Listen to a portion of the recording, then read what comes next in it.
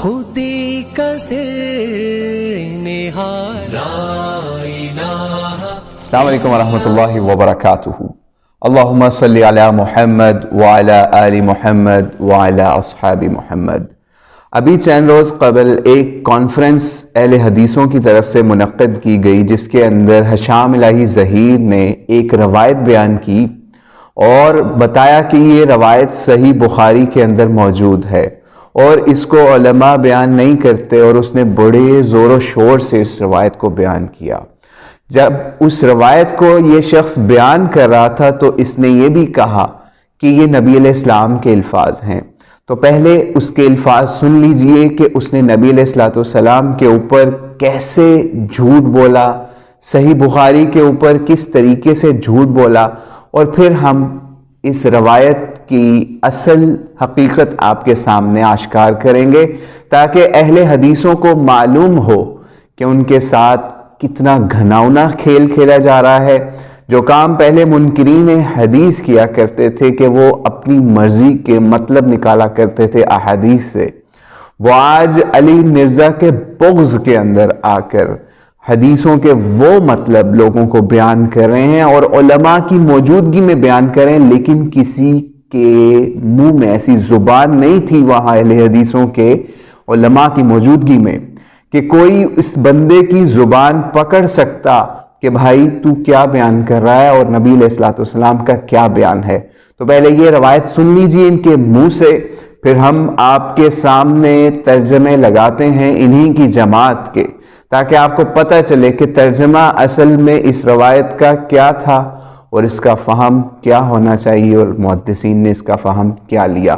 اہل سنت کا لبادہ اوڑے ہوئے ایک جہلم میں بیٹھا ہوا رافضیوں کا ہمنوا ہے، ہر وقت امیر معاویہ کے خلاف بکواس کرتا ہے، سیدہ ہند کے بارے میں بکواس کرتا ہے، سیدنا ابو سفیان کے بارے میں بکواس کرتا ہے۔ کیا آپ نے بخاری شریف لوگوں کو مغالطہ ڈالے گا کہ میں دلائل حدیث کی کتابوں سے دے رہا ہوں؟ میں بھی آپ کو آج بخاری شریف کی ایک حدیث بتا کر جانا چاہتا ہوں۔ سیدہ ہند رسول اللہ کی بارگاہ میں آئی تھی اور رسول اللہ صلی اللہ علیہ وسلم کو آ کے یہ بات کہی تھی کہ اے اللہ کے رسول، جب ہم نے اسلام قبول نہیں تھا کیا تو آپ ہمارے لیے ایسے تھے ایسے تھے ایسے تھے معاذ اللہ، اور آج جب اسلام قبول کر لیا ہے تو آپ سے زیادہ اعلیٰ، آپ سے زیادہ افضل، آپ سے زیادہ بہتر۔ اٹھائیے بخاری، نبی کریم کے خاندان کی تعریف کر رہی ہے، آپ سے بہتر آج کے بعد ہمیں کوئی نہیں لگتا۔ رسول اللہ نے یہ باتیں تو علماء بیان کر دیں گے، لیکن جواب میں جو رسول اللہ نے سیدہ ہند کو کہا، اور لوگوں کو تکلیف ہوتی ہے، سیدہ ہند کہہ رہا ہے، سیدنا ابو سفیان کہہ رہا ہے، اور تم نے اسلام کو کیا سمجھا ہے؟ تم نے ایک مذاق بنایا ہوا، جس مرضی نبی کے رشتہ دار کے اوپر ہردہ سرائی کرو۔ یہ ایسے بدبخت ہیں، رسول اللہ کے 3 سسر ہیں، ابو بکر، عمر، ابو سفیان، معاذ اللہ، تینوں برے، معاذ اللہ معاذ اللہ۔ نبی کی 3 بیوی ہیں، عائشہ، حفصہ، ام حبیبہ، تینوں بری۔ نبی کے داماد 2 بیٹیوں کے عثمان، وہ بھی برے۔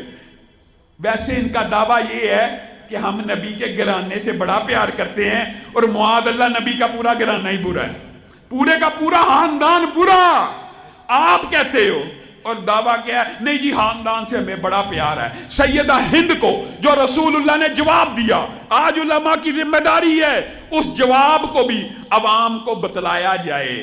رسول اللہ نے کہا اے سیدہ، جیسے آپ نے کہا کہ اسلام قبول کرنے سے پہلے میں آپ کے لیے ایسا تھا ایسا تھا ایسا تھا، تو اللہ کی قسم میں محمد صلی اللہ علیہ وسلم بھی آپ ہی کے الفاظ کہتا ہوں کہ پہلے جب آپ نے اور آپ کے خاندان نے اسلام کو قبول نہیں تھا کیا، آپ کا خاندان بھی ویسا تھا جیسے آپ نے کہا۔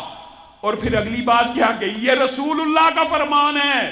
اگلی بات یہ کہی کہ اسلام قبول کرنے کے بعد جیسے آپ نے کہا کہ میں سب سے اعلیٰ، میں سب سے افضل، میں سب سے پسندیدہ ہو گیا، تو میں محمد صلی اللہ علیہ وسلم بھی آپ کے خاندان کے بارے میں یہی جذبات رکھتا ہوں۔ بتائیے کون سی دشمنی، کون سی نفرت، کون سی عداوت، کون سا بغض، یہ رسول اللہ سیدہ ہند کو کہہ رہے ہیں جیسے آپ میرے بارے میں کہتی ہیں وہی الفاظ میں آپ کے خاندان کے بارے میں کہتا ہوں جتنا افضل اور پھر وہ اب کیا کہا جائے ایسا جی تو آپ نے ملاحظہ کر لیا کہ اس شخص نے اس حدیث کا کیا فہم لیا اور اس کو کس طریقے سے اپنے رنگ میں ترجمہ دے کے بیان کیا، اور نہ ہی اس شخص نے حدیث کا نمبر بتایا کہ صحیح بخاری میں کس نمبر پر یہ روایت موجود ہے۔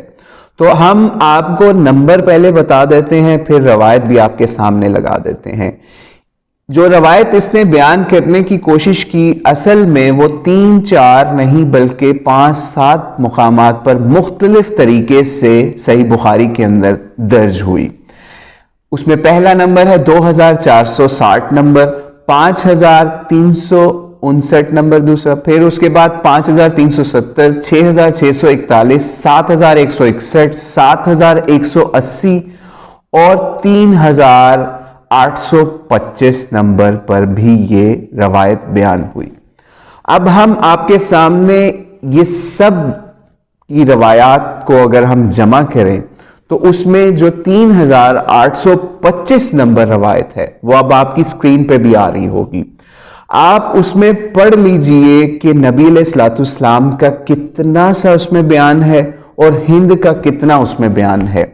تو 3825 نمبر روایت کے اندر ہم آپ کو ایز اٹ از پڑھ کے سناتے ہیں کہ عائشہ رضی اللہ تعالیٰ عنہا نے بیان کیا کہ ہند رسول علیہ السلام کے پاس حاضر ہوئیں اور کہنے لگی یا رسول اللہ، روئے زمین پر کسی گھرانے کی ذلت آپ کے گھرانے کی ذلت سے مجھے زیادہ خوشی کا باعث نہ تھی، لیکن آج کسی گھرانے کی عزت روئے زمین پر آپ کے گھرانے کی عزت سے زیادہ میرے لیے خوشی کی وجہ نہیں۔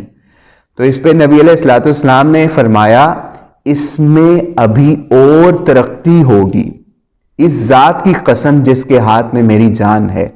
پھر ہند نے کہا، ابو سفیان کے بارے میں بیان کیا ہند نے آگے سے کہ ابو سفیان بہت بخیل ہے، میرے الفاظ نہیں ہیں کیونکہ اگر میں نے ابو سفیان کو بخیل کہہ دیا تو شاید میرے اوپر توہین صحابہ کا فتویٰ لگ جائے۔ تو ہند نے کہا، ترجمہ بھی آپ کے سامنے، کہ ابو سفیان بہت بخیل ہے، تو کیا اس میں حرج ہے کہ اگر میں ان کے مال میں سے بال بچوں کو کھلا پلا دوں؟ تو آپ علیہ الصلوۃ والسلام نے فرمایا ہاں، لیکن میں سمجھتا ہوں یہ دستور کے مطابق ہونا چاہیے، او کما قال علیہ الصلوۃ والسلام۔ تو یہاں روایت ختم ہو گئی۔ اب صحیح بخاری کے جو نمبر میں نے آپ کے سامنے بیان کیے اور 3825 نمبر آپ کے سامنے بیان کیا، آپ کی سکرین پہ اس کا ترجمہ بھی رکھ دیا، اور ترجمہ بھی آپ کی سکرین کے اوپر داؤد راز صاحب جو اہل حدیثوں کے بہت بڑے عالم دین محدث گزرے ہیں، جنہوں نے صحیح بخاری کا ترجمہ بھی کیا ہے انڈیا سے، تو انہوں نے جو ترجمہ کیا وہ آپ نے ملاحظہ کر لیا کہ وہ ترجمہ کیا تھا۔ کیا اس ترجمے کے حساب سے یا اس کے ساتھ جو عربی متن آپ دیکھ رہے ہیں اس کے اندر کہیں پہ سیدنا کہہ کے ہند کو پکارا گیا؟ بالکل نہیں کہا گیا۔ ایک جھوٹ ہم نے آپ کے سامنے یہ رکھا کہ محدثین میں سے کسی نے آج سے پہلے کسی صحیح بخاری، مسلم، ترمذی، نسائی کے اندر ہند کے لیے سیدنا کا لفظ استعمال نہیں کیا۔ تو آپ کس لحاظ سے کر رہے ہیں؟ کون سے ترجمے سے آپ نے یہ ہند کے لیے سیدنا نکالا ہے؟ اپنی ہی کوئی عربی آپ نے نئی ایجاد کر لی ہے جس کے اندر سیدنا آپ ہند کے لیے بھی استعمال کر سکتے ہیں، یا آپ سیدہ اس کو کہہ سکتے ہیں؟ کوئی آپ کو جواب نہیں ملے گا۔ دوسرا جھوٹ ہم آپ کے سامنے بیان کرتے ہیں کہ اس شخص نے یہ بھی کہا کہ یہ روایت علماء بیان کریں، ٹھیک ہے، اور علی مرزا کے بغض میں یہ بات بیان کی جا رہی ہے۔ تو کیا محدثین نے اس روایت کو ہند کی فضیلت میں بیان کیا؟ آپ ابواب دیکھ لیں صحیح بخاری کے، اس کے اندر کہیں پہ باب ہے کہ جناب کسی عورت کا شوہر اگر غائب ہو تو اس کی عورت کس طریقے سے خرچ کرے، اولاد کے خرچ کا بیان کہیں پہ آپ کو نظر آئے گا۔ کہیں پہ نبی علیہ السلام کس طرح قسم کھاتے تھے اس کا باب باندھا ہوگا محدث نے۔ کہیں پہ باندھا ہوگا کہ قاضی اپنے ذاتی علم کی روح سے معاملات میں فیصلہ دے. ایک طرفہ فیصلہ کرنے کا بیان، یہ 7180 نمبر روایت کے اوپر باب باندھا، وہ یہ تھا کہ یک طرفہ فیصلہ کرنے کا بیان. کیونکہ آپ کو پتہ ہے نبی علیہ السلام نے صرف ہند کو سن کے یہ فیصلہ کیا، یا اس کو یہ مشورہ دیا، یا اس کو کہا کہ تم اپنے بچوں کے لیے جو خرچ کر سکتی ہو وہ کر لو، اس کے علاوہ نہیں آپ کو اجازت، یا معروف طریقے سے خرچ کرو. تو یہ روایت تھی اس چیز کے اوپر کہ ابو سفیان بخیل شخص ہے، اس کی بیوی آتی نبی علیہ السلام کے پاس اجازت لینے کہ میں بچوں کے لیے خرچ کر لوں اس کے اوپر، اور اس میں ہند کے خاندان کی فضیلت نبی علیہ السلام نے نہیں بیان کی، بلکہ اپنے خاندان کے لیے بیان کیا کہ تو اگر پہلے ہمارے خاندان کے بارے میں برا سوچتی تھی، آج اگر تو اچھا سوچ رہی ہے تو اس میں مزید اللہ تعالیٰ اضافہ کرے گا. تو اس میں کوئی انہوں نے اضافہ نہیں کرنا تھا، یہ اللہ کی طرف سے اضافہ ہونا تھا. اور آپ کو معلوم ہے کہ جب ہم درود پڑھتے ہیں اور آل محمد کی فضیلت بیان کرتے ہیں یا ان پہ رحمت کے لیے ہم بات کرتے ہیں، تو کیا ان کا قیامت تک اقبال بلند نہیں ہو رہا؟ بالکل ہو رہا ہے. اور کیا بنو امیہ نے آل رسول کا اقبال بلند کرنے کی کوشش کی یا گرانے کی کوشش کی؟ یہ آپ خود پڑھ لیجئے احادیث کی کتابوں میں یا تاریخ کے اوراق پلٹ کر کہ انہوں نے آل رسول کے ساتھ کیا کیا اور نبی علیہ السلام کے گھرانے کے ساتھ کیا کیا. تو اس روایت کے اندر دراصل نبی علیہ السلام کے گھرانے کی فضیلت تھی کہ اللہ اس میں مزید اضافہ کرے گا، نہ کہ بنو امیہ یا ابو سفیان یا پھر ہند کے گھرانے کی بات تھی. تو اللہ سے ڈر جائیے ہشام علی ظہیر صاحب، اور اللہ سے توبہ کر لیجیے. اور اہل حدیث جماعت کو بھی میرا یہ مشورہ ہے کہ ان لوگوں کی زبانیں پکڑ لیں، نہیں تو یہ آپ کو بہت بدنام کروائیں گے جیسے ہی آپ کو کروا رہے ہیں.